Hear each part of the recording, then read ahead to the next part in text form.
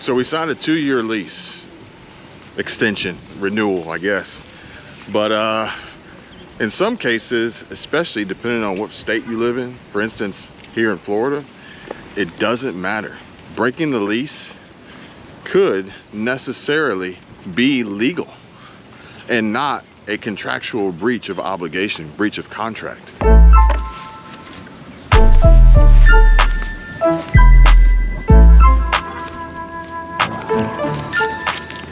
I think the key to this story is timeline.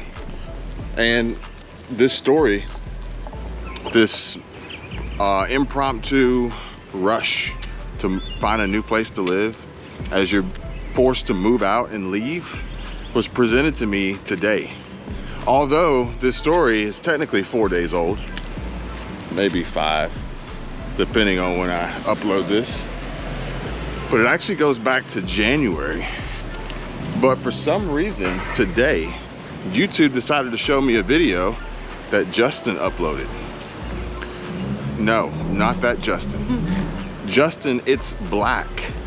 Justin It's Black was actually a photographer in Atlanta that we contracted to photograph one of our, well, actually your car. My car. That we were selling. Huh. But YouTube decided to show him to me today. That's not random at all. Super random. And he was talking about his story of how he had to move out of the home that they were living in, that they were leasing, they were renting, they were renters. What's going on, guys? Welcome to another video. We're moving. I know, it just seems like we just moved here. That's because we did. So we're actually, in a way, kind of getting kicked out. We didn't have a plan to move. We had no intentions of moving, but we're moving. So we'll be saying goodbye to this beautiful house in a very short time. And I read one of the comments, and it seemed like some folks were under the opinion that this could be a breach of contract. But again, like I said, timeline of this story is important. But even more so important is a quick Google search will produce results that provide information in regard to lease terms, contracts, more importantly, the state, because they're not treated the same. Florida, in comparison to Georgia, completely different when it comes to renters' rights, landlords' rights, and new owners' rights, which I think this is actually becoming more of a trend here recently of rental properties changing hands of ownership and the effects and impacts that it has on those, like the story about the Airbnb condo cancellation. Yes, what, less than 48 hours before they were due to be there? It was sold, and the new owners decided, no, we don't want to have anything to do with that. Yep. So Justin said that not only was he renting this house, but they were planning on buying it. Oh, wow. But unfortunately, someone else bought it before they could, despite how high the interest rates are today. And the new owner provided them with a letter to immediately evacuate upon certain date deadline. Here, run down the story. So, car's loaded up, so I'm taking trips at a time, and then we'll get a big old U-Haul. So, January 26th, we got an email that said notice to vacate. So first of all, let's start off with this. We are renting this house. We wanted to buy, but at the time, all the interest rates and all that stuff was mad high, and of course prices of houses are high. We were hoping the market would kind of slow down before then, and they haven't yet.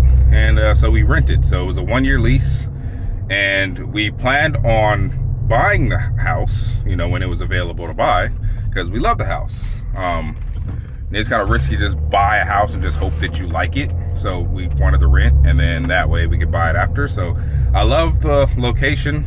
I love the cul-de-sac. I love the garage. I love the rooms. I love the basement. I love everything about the house. So we wanted to buy the house. I was perfectly okay with that being our forever home. But unfortunately, the house sold under us as we were still renting. So before, again, January 26th, 63 days before our 1-year lease was up, they said notice to vacate by March 31st. And we're like, why? You know, they didn't say any reason, didn't say any of that. It was like, okay, did we piss off HOA?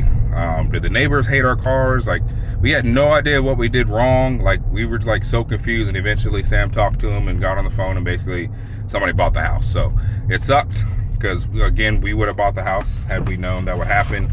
So we are moving. That's crazy, because that's the whole reason why I am leery on renting a house, because especially when you're trying to find one you can stay in for the full duration of high school. Our daughter's going into high school next year. We want it for 4 years. Heaven forbid, in the middle of 9th grade, middle of 10th grade, they go, hey, we're selling it. You've got 2 weeks to get out. How do you do that? Deuces. I think the biggest drawback, maybe, but the worst part about it all is how much stuff they had to move, how quickly they had to move it, and the lack of garage space and driveway space that he had that essentially he's now losing. Yeah. For his car collection. Yeah. 사실은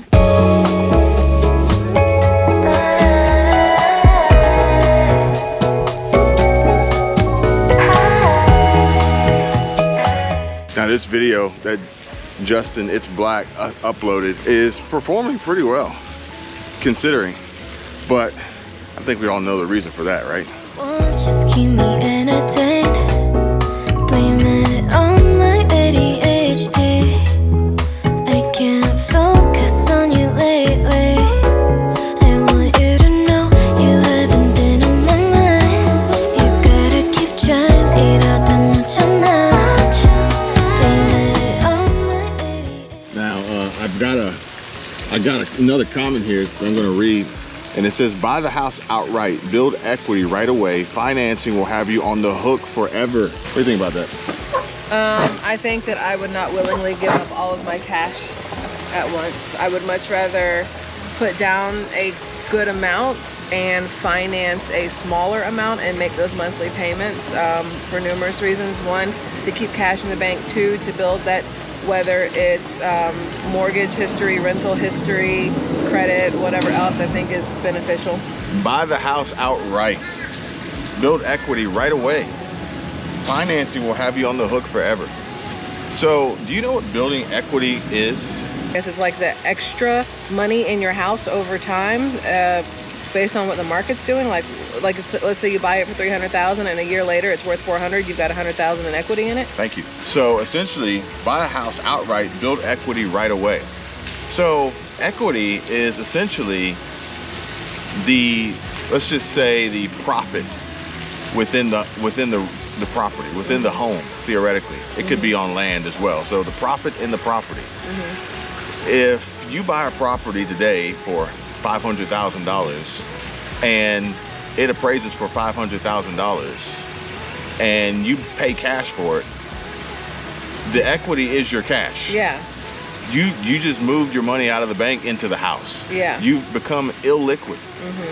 The only time to say you have equity. The only time I would think you would get immediate equity is if you know the house is worth $400,000 and because you're paying cash, somebody's willing to sell it to you for significantly less. Well, as a buyer, as a seller, at closing, they get paid. Yeah. It doesn't matter if you're bringing cash or you're bringing a check from another bank, that check is as good as cash. That is true. It doesn't matter. That is true. I am not going to sell you anything for less than what it's worth because you tell me you're paying cash. Yeah. I don't care. Yeah, you're right. As a seller, it doesn't matter. Build equity right away. Guess what? You could finance a home, in essence, if you could put zero down, but odds are that's not going to happen.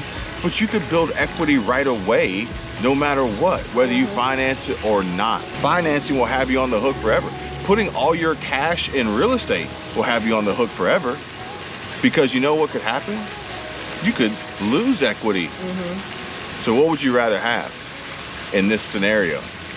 A house that appraises for $500,000 and $450,000 cash in the bank, or a house that appraises for $500,000 and no cash in the bank? I'd take option one, Alex. Yeah, like, I appreciate the comment there, but that is a broadly blanket an incorrect statement of how investing and buying and real estate works. Financing will have you on the hook forever. There's 30 years absolutely is no like the- way that I would want to trade my cash. Think about it. Why would I want to trade my cash against the interest rate, against inflation, to be illiquid in an asset that could potentially be flat, maybe 3 to 5% increase or possibly a decrease over time? That makes zero sense. Because then think about it, if you are in the need for cash, you do need money, your only option at that point is to sell where you live in order to get some money back. Well, how about this? And then what do you do? Yeah, exactly. How about I want to invest in more properties? Well, I can't because I put all my cash in this property. Whereas I could theoretically invest in 10. 50,000 each I to could get invest in in 10 versus your 1. And I'd be building a much more profitable revenue, cash flow, income stream than just saying and puffing my chest out to say I have equity. Yeah. So according to Florida law, landlords can break a lease if they plan on selling their rental property. However, this must be done with proper notice and under certain conditions. Landlords must provide tenants with at least 60 days written notice before terminating the lease for sale purposes. And that's the great state of Florida. However, in Georgia, here's what you need to know. Lease termination in Georgia, tenants have the right to occupy the property for the entire lease term as long as they comply with the terms of the lease agreement. This means you cannot terminate the lease early simply because you're selling the property. The new landlord can take over the lease and everything stays the same until the end of your lease, when a new decision will occur. There is also the possibility the new landlord will want to end your lease, especially if you have a month-to-month agreement. However, in any case, he or she must give you proper notice. Now, as I said, the key here is the timeline. Because in January, Justin was provided with notice that they needed to evacuate and vacate immediately. They're not evicted. At least as far as I can tell, they have not been evicted.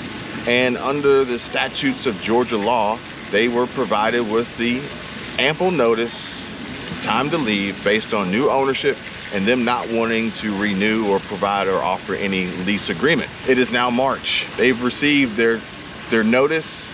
They're nearing the end of their current lease agreement and they're moving to a new house. Time frame is very important here. Time frame is very important here. But besides that, they got a place. They looked at, he said, 9 properties in like a day. They decided on one really quickly and they're moving in. So the other house, it's okay. Not the biggest fan of it. Some of the rooms and stuff are different. But for the most part, this house was definitely better. So it is what it is. So I'm on my way to the new house.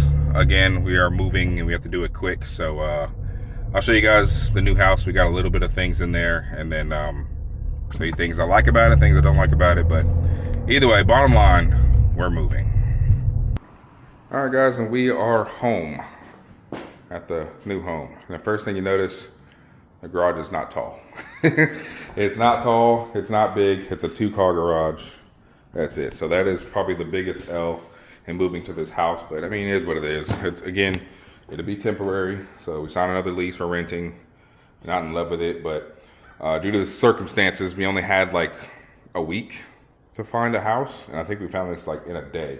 I think me and Sam just roamed around online, did a bunch of tours. I think we looked at 9 houses in one day, and this was the best house. So we decided to do it. So again, we got a little bit of things in here.